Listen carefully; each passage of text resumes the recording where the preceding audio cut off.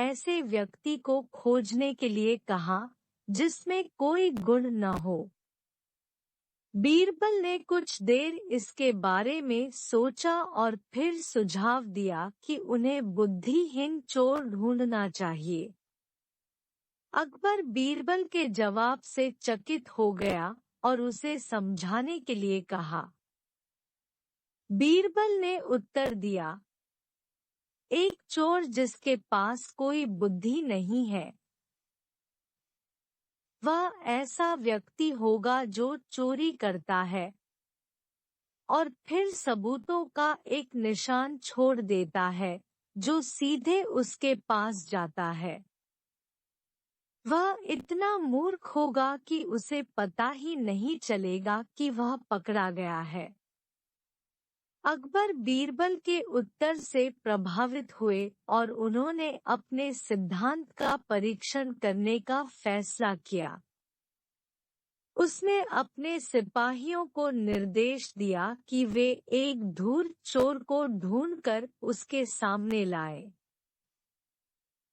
कुछ दिनों बाद एक चोर महल में चोरी करते पकड़ा गया। चोर को अकबर के सामने लाया गया, जिसने उससे पूछा कि उसने महल से चोरी क्यों की। चोर ने उत्तर दिया कि वह भूखा था और उसे भोजन की आवश्यकता थी।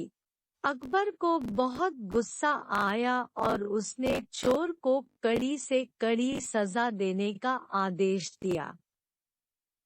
बीरबल ने हस्तक्षेप किया और अकबर से चोर की जान बख्शने और उसे खुद को छुड़ाने का मौका देने के लिए कहा। अकबर सहमत हो गया और बीरबल ने चोर के लिए एक चुनौती पेश की। उसने चोर से कहा कि यदि वह बिना किसी त्रुटि के 3 कार्य कर सकता है तो वह मुक्त हो जाएगा। पहला काम महल के बगीचे में पेड़ों की संख्या गिनना था। चोर ने पेड़ गिने और वापस बीरबल को सूचना दी। तब बीरबल ने उनसे महल में खिड़कियों की संख्या गिनने को कहा। चोर ने खिड़कियां गिना और वापस बीरबल को सूचना दी। अंत में बीरबल ने उनसे महल में सैनिकों की संख्या गिनने को कहा। चोर ने सैनिकों की गिनती की और वापस बीरबल को सूचना दी। फिर बीरबल ने चोर से पूछा, क्या तुमने महल के प्रांगण में घोड़े की मूर्ति देखी? चोर ने उत्तर दिया कि उसने नहीं देखी।